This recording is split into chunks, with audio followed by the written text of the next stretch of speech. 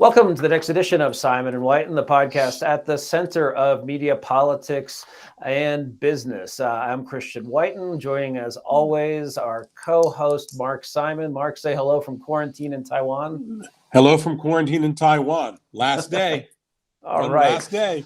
Oh, 14 days in Taiwan in a hotel room. We'll get to that later because that's an interesting business situation in and of itself.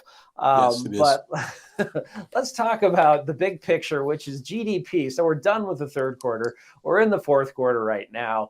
Earnings are coming in, and as predicted, they're coming in pretty strong so far. Really across the board, no big sectors are surprising on the disappointing side. But it seems that the economy is slowing. It seems like things are not back to normal.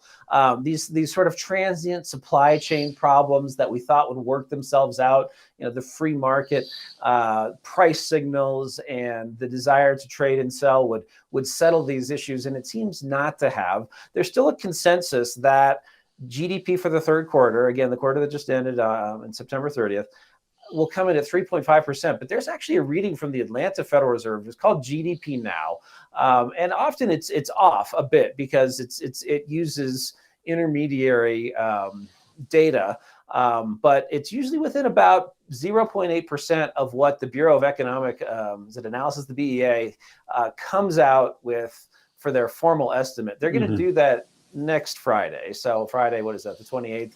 Anyway, the Atlanta Fed in that measurement is saying GDP might only be 0.5%. Even if they're off by a full point and GDP is only 1.5%, that's a huge slowdown. And that's a huge disappointment to the downside. People have known, okay, we had this immense stimulus. Government spending is included in the calculation of GDP. In the fiscal year that ended on September 30th, we spent $7.2 trillion, just a little bit more than half of which was borrowed. An unbelievable spending bonanza to get through a pandemic where we really just had to say, okay, let's go back to work. Anyway, one of the big things potentially driving that, when you calculate GDP, if you're talking real GDP, you subtract off inflation. Do you think we're really in sort of a stagflationary situation, much more so than people are grasping? I think we're in. I mean, first of all, I tend to like the Atlanta number. If you watch the folks in the morning on CNBC or Fox Business or anything like that, they all tend to move. It's always amazing how high they are on things. I think 3.5% is a disappointment for them. People say, oh, yes, we're going at 3.5%, but you're coming off still a year ago, the worst, part of the pandemic. I mean, think where we were a year ago on the pandemic. We were in near jump off the cliff meltdown mode. Look, the economy is slowing for one reason in the U.S. You see it from over here. You talk to people. One of the things about being in quarantine is I drive my friends crazy, checking up. How you been? What's going on? They have one problem and one problem only now, and that's inflationary pressures. And that's a broad statement. I know. Let's go across the board. You've got labor shortages in the U.S. You've got labor shortages in Asia. That's driving up prices, and that means that people are not getting out in front of themselves on certain orders. People always forget that when there's an unclear picture in the future, businessmen don't make the decisions they need to make to move forward. So, for example, we are seeing I'm hearing a lot of people in manufacturing sector say, "Hey, I've got my orders, I've got things set, but I'm not going to jump off the cliff or anything like that with a new project. I'm going with what I've got." Even when it comes to transportation and warehousing, really you're just trying to get what you've got coming out of your factory moving forward. Are you really going to try to increase production and things like that? Every time you're going to see the stores in the US or Europe or somebody like that, or over here, you're going in with a price increase. And so that basically does have a push down effect. We've seen that. If you're as old as I am, you've seen that before. I think the other thing is that basically maybe we come in at 3%, 3.1%, but that's what you did for me last quarter. Now we're in October. People are going, what are you doing for me in Christmas? Gas prices are killing us. My cousins are truckers. I mean, this blue blood was not in the name in the Simon family. We were the original white trash from Virginia, as we used to say. But the fact of the matter is like my cousins are truckers. They own small companies and things like that. Gasoline prices are killing. I mean, it's unbelievable how just arrogant what I call the blue state city people are. They just think it's not a big deal, oh, it's no big deal moving around this and that. Talk to an Uber driver, talk to the guy who drives me to the airport, and it now cost him $120 to fill up that Suburban. And it used to cost him, $70. That's coming out of his pocket. And, I'm paying him $5 more for the trip, but he's having to eat some of that. Everything is inflationary. I think GDP is worse off than it is. To me, if you're looking for that, I think basically we're going to have to take a hard look at like how you're invested, how we're moving forward as a country in terms of investments, making up for things. One of the things I would expect is I expect that this number comes in low. I think Joe Manchin and Kristen Sinema, I think they have a number of people start to join them moving forward. In other words, that Joe Biden had better hope he gets above 3%, because if he doesn't, there's going to be a lot of people out there saying, hey, I'm not going to spend $1 trillion on little fluffy programs, you know what I'm saying? Right. Like in increases. Give me 200 billion of that, and let's put it into infrastructure so we can keep people working. So I think it's going to be a difficult time, but yeah, it coming up, and I think the GDP is slowing. Yeah, well, and this all is happening before we have clarity on the Democratic tax hike. I mean, there is some thought that maybe the Democrats completely go kaput and that the progressives just can't accept any number that is low enough for Manchin and Sinema. But my guess is that this is their last moment in the sun for a while, probably. If what happens next year, what we expect does happen with the House, that they'll agree on some package. And it's usually not hard to get every Democrat to agree on some sort of tax hikes. And Manchin hasn't really thrown himself under the bus over those. So you have all this slowing happening. And as you point out, business managers may fill existing orders, but investing in a new project, building inventory in expectation of bigger demand in the future, that's all being put on the side. And if you create uncertainty, this is what the whole Obama-Biden era was economic uncertainty. You had Obamacare and tax hikes, and there was always a question of what's coming next. And once again, we have this tremendous uncertainty and a potential supply side shock coming from tax hikes. This is exactly it. I mean, it's the uncertainty of it. And it's hard for a friend of mine calls them galaxy brains, the people who sit around think tanks and everything like that. Look, America is driven by tens of millions of business decisions every day. Every day people make these decisions. And if they have an overwhelming cloud behind them and they think it's getting more expensive, it's getting harder, it's getting more difficult, they don't do things. And that's all it is. And the problem with the Biden administration continues to be they have no clue. They don't understand that at all. There was one guy who actually ever understood this in the whole Obama administration. He left, Austin Goolsbee. He's the only guy that got, maybe you shouldn't call business people evil. Maybe you shouldn't. Maybe every time a business guy walks into a meeting, he shouldn't look for things. I still remember, Christian, it's the funniest. I don't want to embarrass that person, but the funniest thing I ever went to in my entire life was in Pennsylvania. I got asked to go along with a Taiwanese company that was looking to expand into Pennsylvania. We showed up. You know who showed up as part of the meeting? The union guys. It was a moderate manufacturer. I went along with them because they basically wanted the white guy with them. And the union guy showed up. All these Taiwanese guys were U.S. educated. We had a nice lunch. We talked to them. We shook their hands. The guy gave them little things that said Union Strong or something like that. We got in the car. They drove south. Right. And my point is, the reason why was it didn't have to do with the environment. They weren't even that scared of a union. It was the uncertainty that was introduced in the meeting of who they're going to have to deal with. In other words, what's coming down.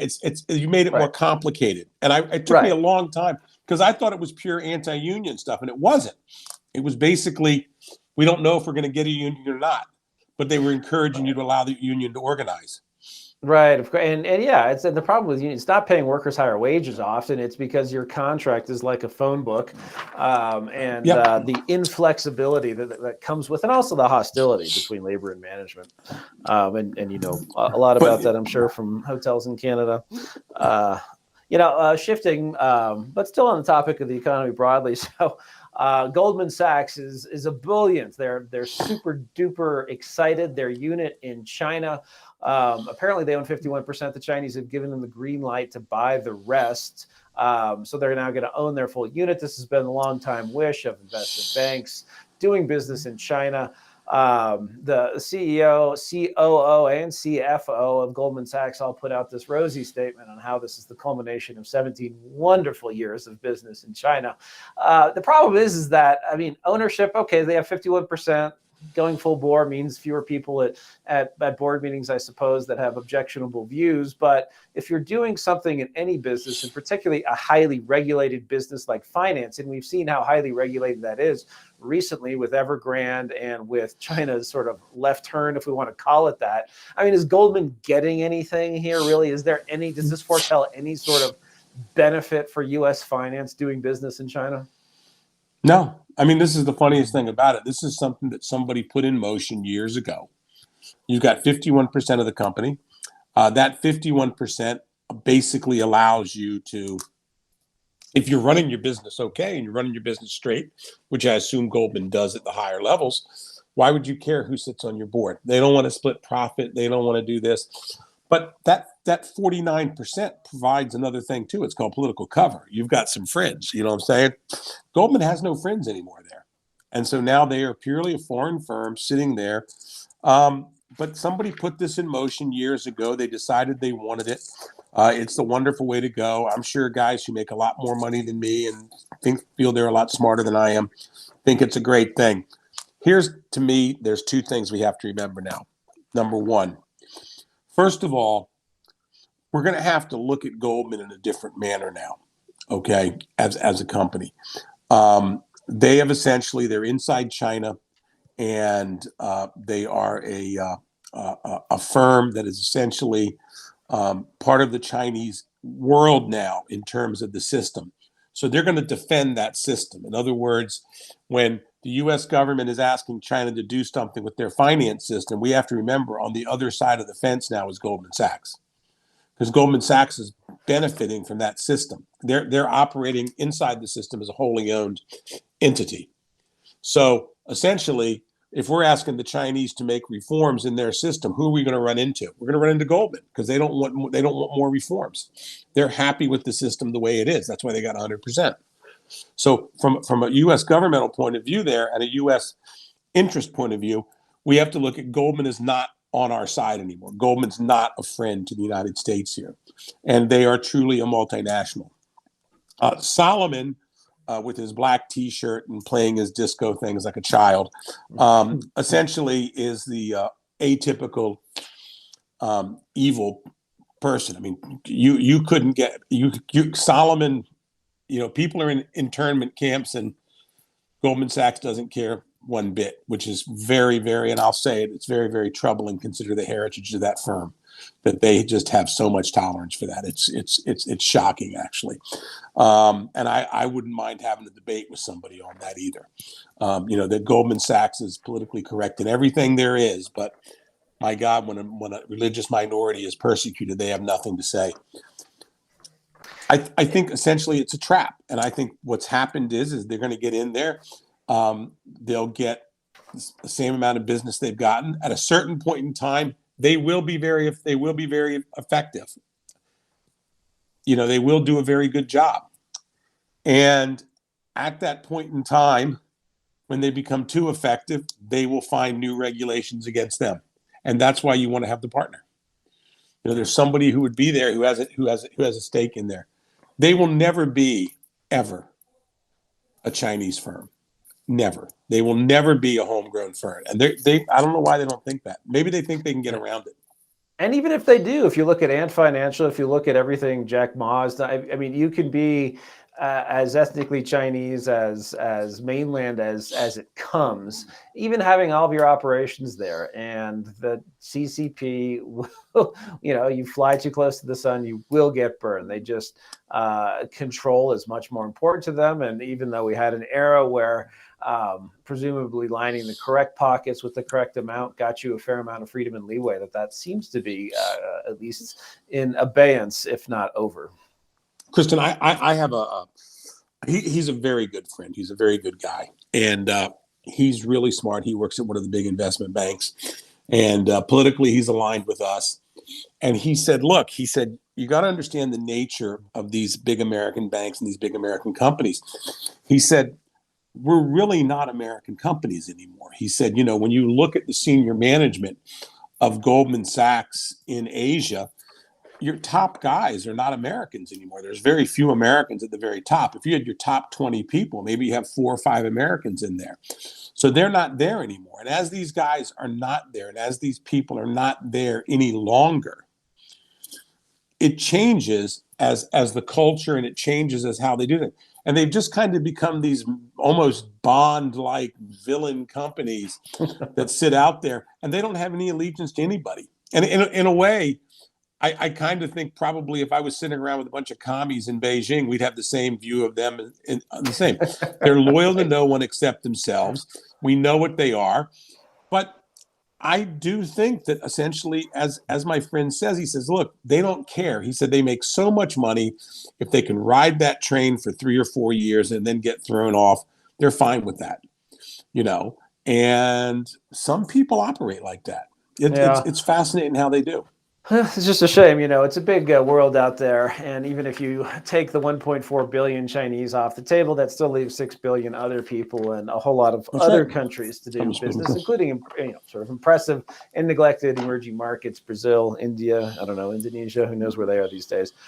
Shifting gears to the media, Dave Chappelle, a comedian, provocateur. We've talked about him before. His Netflix special continues to upset, a small number of self-regarded activists. It's actually interesting. There's no indication whatsoever that this has caused mass customer complaints to Netflix. He makes fun of, I think in a creative way, of sort of the transgendered moment. And but you have these activists, you have employees within Netflix who are very upset and forget that they're actual employees. It's interesting though. Netflix is sort of sticking by its guns. It's trying to do the usual Hollywood thing where it makes a nod to people who are offended, but it's going across the media too. The CEO of CBS, Viacom, CBS, I forget the order there. Viacom wears the pants. They're the ones with the money, right? I was compelled to comment on this. The Netflix boss sort of tried a no comment when he was put on the spot, but it's kind of chugging along. And I don't know, is this sort of a sign that we're past peak woke? Do you think? I think we'll never be past it because there's one reason. This is a club that basically untalented people have to wield. It's essentially, if you go into any media organization, the people who are doing the clickbait, the 33-year-old person, guy, girl, sitting around, go home with their cat or something like that. All they do is they look for nastiness. And, I watched the Chappelle special. In fact, I watched the sensitive part twice because, and I thought it was a funny special. I mean, I wasn't falling all over myself. He was making some points, you know what I'm saying?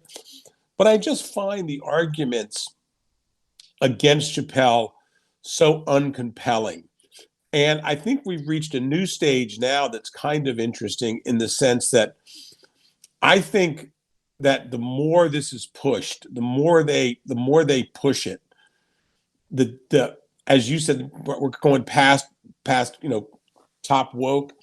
I think the more they push it, the more they're basically just looking ridiculous. In other words, there's people who don't agree with Chappelle on the issue, and he's introduced the word turf. Now more people know what turf means more than anything else, and I still trans, whatever it is, trans feminist or radical feminist or something like that. But the thing is that you're dealing with a situation here where there are offended people who are trying to force their beliefs on others. They're not going to stop. In other words, Chappelle has basically, he's clearing out the entertainment lane is what he's doing for comedy. But the question you've seen is, if I was at Netflix, I'd have a real concern about what kind of content I'm going to be able to produce now. Because now we know at Netflix, there is an army. We had 1,000 people walk out, who, by the way, just worked at home from Zoom. But they had 1,000 people walk out. So they've got at least 100 or so people in there who are basically doing their jobs based on ideological quotants. And that's going to be a challenge. And that's why I say the Chappelle thing is so interesting for me, for companies in the future. Chappelle's a comedian. They paid him apparently $24 million for this special. But so he's fine. He's set. He's bulletproof. Okay. Even after the tax man gets him, the guy's walking at 15 million bucks probably.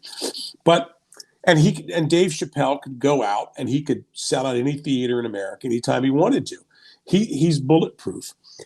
But the thing is what we're seeing is these companies. I mean, if I'm at Netflix and I'm a senior director at Netflix, I'm worried, are we going to do a cutting edge comedy?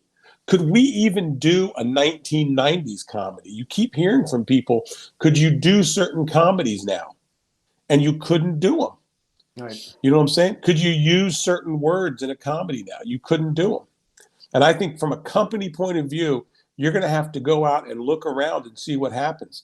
We always expect it in the media business. There's always people who send, we used to have people send messages, we don't like this and that, to the business side, and we'd send a message back, F you, bugger off, go write your story, And if you have a strong publishing organization, you'll do okay. But, when you see, when this ground has been seeded by management, and it's organized, and so Chappelle, my bet is that Dave Chappelle doesn't get another Netflix special for quite a while. Right. That's my bet. Well, hopefully he'd probably have to take less than 24 million. But going if they do that, if they turn a cold shoulder, then just going to other distribution channels and maybe taking an equity piece and getting rich while also creating an alternative. Well, the other thing too, Kristen, is this is opening an interesting political front, and I think it's fascinating. And I'm not the original thinker of this. Is African American males are particularly paying attention to this debate because they get the same pressure. I mean, Walter Kernan the other day said black males are the new white males. I mean, Chappelle is basically being treated. So what did somebody call him? They called him the voice of white racism, cis, or whatever it was. Dave Chappelle is essentially being treated as a wealthy white guy, okay, by this community. In other words, he's a lot of what he's saying is that, hey, I'm an African American guy. I know repression. You don't know repression. When he talks about it, he says, like, most of my problems are with white people. So Chappelle always touches on these notions, but it seems like the moment he goes to this one group, they get it. And so African American men are paying attention to this. I think if I was on the left and I cared about things, I don't think it's a huge deal, but I wouldn't want this theme to continue. I wouldn't think it's a theme that you want to continue for them, because I do think that it constantly brings up just this constant hectoring. And I think that drowns out so many other things. Right. And if it just makes it clearer and clearer that PC isn't working for black men, economic, culturally, or whatever. I felt this a little bit, not that the struggles or anything similar, but as a gay man, just the idea that the LGBT, that the T part of that, how we let them hitch their wagon to ours. And, if people have really thought through whether that makes sense, what it means. And needless to say, of course, I don't get a vote in this as a conservative, and it's just the self-important buzz. The thing with the Chappelle show is this. The thing with the Chappelle show is there's another gay comedian. His name's Tim Dillon, and Tim Dillon is like, this is comedy. What is wrong with you people? And the problem that I see is this hunting of him down. Like, they can't. Mm-hmm. Dave Chappelle would do this special. It would disappear. they could give him, he would get enough grief that I hate to say it, a white comic probably wouldn't be able to do it. You know what I'm saying? I mean, even Chappelle's kind of said that. He's got because he's an African American. He has a little bit more protection in this realm. People don't like to hear it, but I think it's a factual thing. We're getting political now, I know, but the fact of the matter is that I just think that essentially sometimes when you push your case too far, you end up hurting yourself. I get in trouble all the time in the China community because I'm opposed to a boycott of the Olympics. And it's not, I like the diplomatic boycott. I like all the other things, but why don't I like a boycott? I don't like a boycott of the Olympics for one reason. First of all, there's not the national will in the United States to do it. And if there's not the national will, that means that little Sally, who's been practicing ice skating or fluging or whatever they do in the Winter Olympics for the last 15 years, this is her big chance. And for some name that the people of Wisconsin cannot even pronounce in a camp somewhere, I'm sorry, they're going to ask Sally to give up all these things. Sally's not going to do it. So what's going to happen? There's going to be an uprising. Everybody on Facebook, everybody on Instagram, let's save Sally's Olympics, the congressman. In other words, the Uyghur cause and the cause of human rights, you've just made an enemy. Instead of going to these people, talking to Sally, and asking Sally, maybe when everything's done, Sally, can you remind people of the Uyghurs? Can you help the Uyghurs? Can you do things for us? In other words, you push people too hard. And the people that were on your side, they wanted to. The greatest human rights line ever came from a Rocky movie. Greatest line ever for human rights. Which one? It's when Rocky told Rocky 2. When Rocky told Paulie, friends don't do because they got to do. Friends do because they want to do. You got to make your friends want to do things for you. That's a great line. I don't know how I missed that one. It's true. That's excellent. It's true. Friends don't do because they got to do. Friends do because they want to do. And you got to make people want to do things for you. And I think that Chappelle essentially they've given him something that he's making money off of. Now, if you think he's exploiting that, I probably wouldn't disagree with you. But then again, you're setting yourself up for it. Right. All right. Final topic, since you're there and your last or second to last day in quarantine in Taiwan. So Singapore, farther south from you, a not authoritarian, but sort of a managed democracy. They used to have awesome rules, like they wouldn't let hippies in, or if a hippie wanted to come in, they had to shave their hippie hairdo. This is a long time ago. Yes, I'm that old. Anyway, and then they had a ban on chewing gum. Apparently that's been curbed somewhat. What they're really concerned with is you don't spit the gum on the sidewalk, and you can bring in small quantities of chewing gum into Singapore. Anyway, despite that, so Singapore did take a fairly aggressive posture throughout the pandemic, lockdowns, of course, masks. I don't know if they have a vaccine mandate, but they're up to like 80+%. They're close to 80%. I don't know what the last numbers are in vaccination. But taking the step and saying we're no longer going to have the goal of zero COVID, we're going to accept the fact that we have to live with it. We're in a good position to manage it. And so they started slow by letting Germans and I think people from Brunei and maybe a couple other countries come in vaccinated. But they finally opened it up to other countries, including the United States. You'll have to, take a flight that is sort of a special vaccine lane. You have to get tested before you go on arrival, and then I think one or two more times. So it's not just as easy as it is to go to some places in Europe where you flash your vaccine card and everything's kosher. But that's Singapore. Now, contrast that to Japan and Taiwan, where you are, where, these lengthy quarantines that make it very difficult to do business, very difficult to network, very difficult to do any sort of exchange, for a journalist to go and work on a story. It's strong. And not only is there not a liberalization occurring, there seems to be no plan for one. There's no sort of statement like, oh, okay, well, when we in Taiwan get to 80% vaccination, we're going to open the doors to vaccinated people. Japan, frankly, even though they got a very late start with vaccination, they are up close to 80%. And still, I don't see any plan. I think they cut quarantine from 14 to 10 days.